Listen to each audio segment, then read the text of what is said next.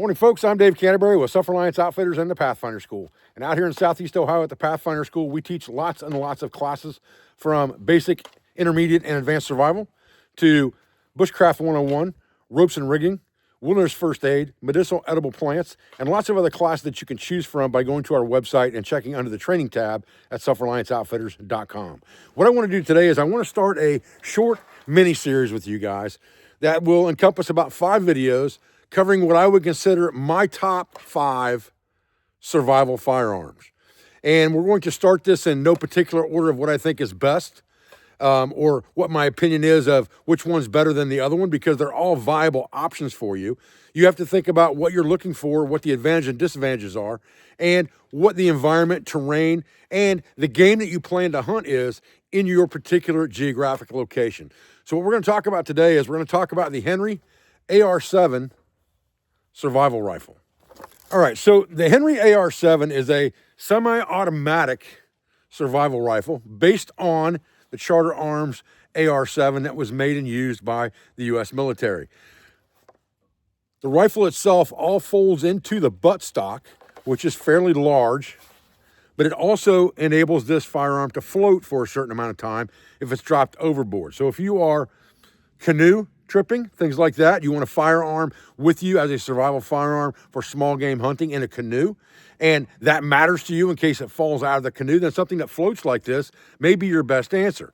It has an 8-round magazine, and you can buy extended magazines for it that will hold 15 rounds, but the 8-round magazines will store not only in the receiver itself, but also 2 extra ones in the butt we'll talk about in a minute. So you could have 24 rounds of ammunition ready to go into the gun on top of any ammunition you were carrying in the box. It does have a rail on it so that you can put some type of a scope on it or a red dot sight so that it does not get in the way of things when it's being stored. And you just pull it out and charge it like any other semi-automatic firearm. It has a feature on it with a safe, and it has a rear peep sight and a front blade sight, okay? Let's talk about how this disassembles and how it goes into the buttstock itself.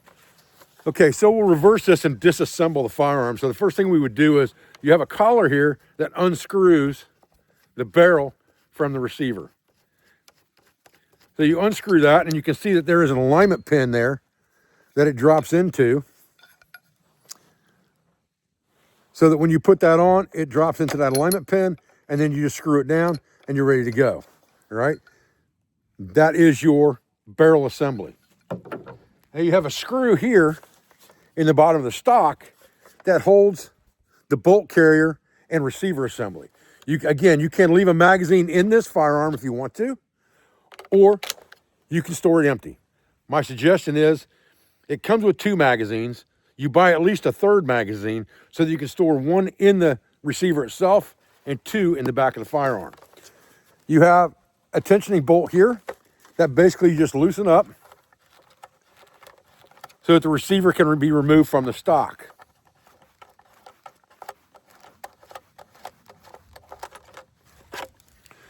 And then the receiver group comes off and bolt carrier, and you're left with the stock. And the back end of the stock has a cover on it, and it doesn't come off real easy, which is a good thing because you don't want it to.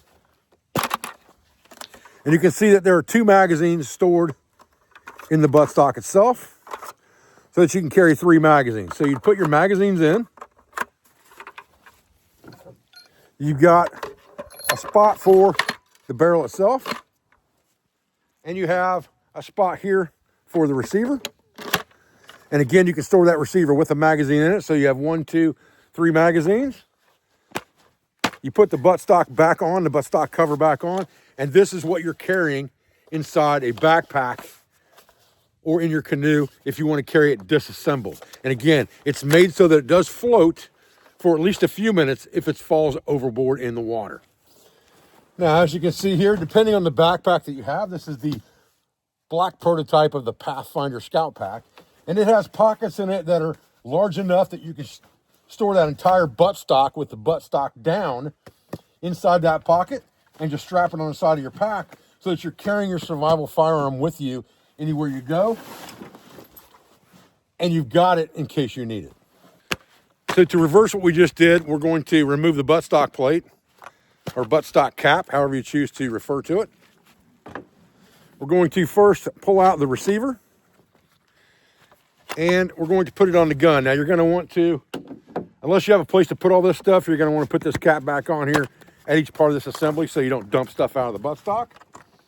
And you're going to place the receiver in like this, drop that screw forward, twist it in until it tightens all the way.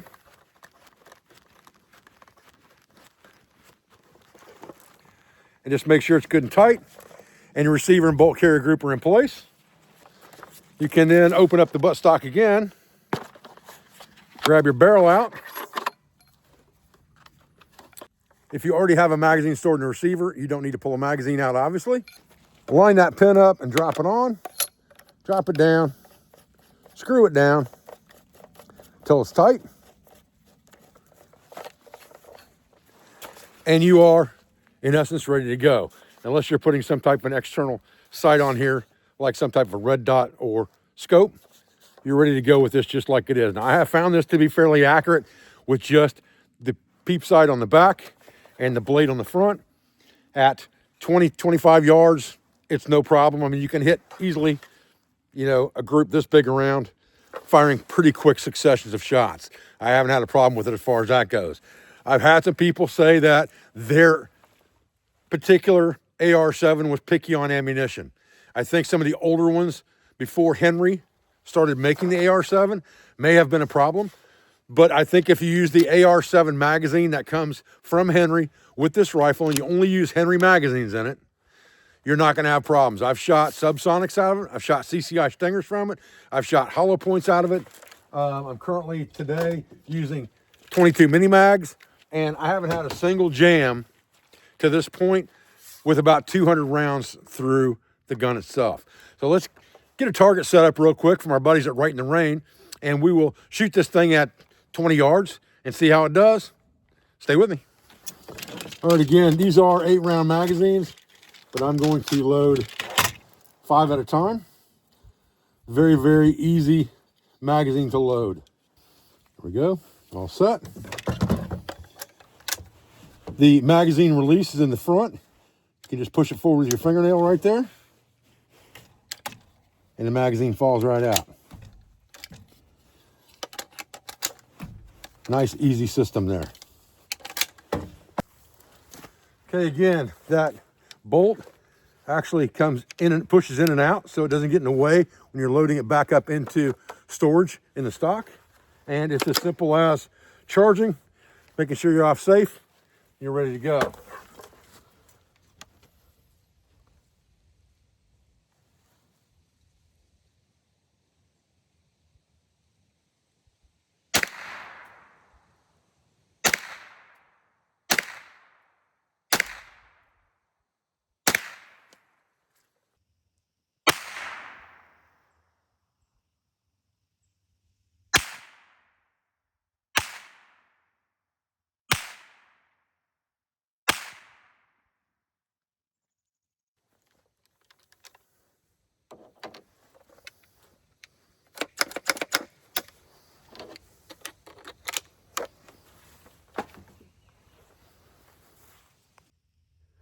All right, what you're looking at right there is basically a centerline sight picture. Looks like we had one flyer there, but the other 4 are pretty much right there. So we drop that thing down just a little bit, change our sight picture just a tad, we'll have it made. All right, so let's talk about advantages and disadvantages of something like this. It has 2 main advantages in my opinion. One is that it floats. 2 is that everything goes into the stock into a fairly small package that can be put on the outside of a backpack very easily, or stored in a live well of a boat or anything like that, to give you a nice little small game capable survival rifle close at hand in a small package.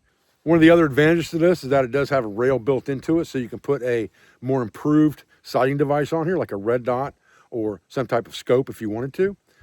Because one of the disadvantages I think to this gun is the fact that it only has a bead sight and a blade, and the blade is adjustable left to right, but the peep sight is not. So you're gonna have to change your sight picture in order to get things like elevation taken care of. And you can see, even on the targets that we shot fairly quickly, that just moving that blade inside that peep, because it's a fairly large peep sight, can change fairly dramatically where that bullet hits. But again, when you're talking about small game, any of those shots would have taken small game for the most part, so I'm not that worried about it.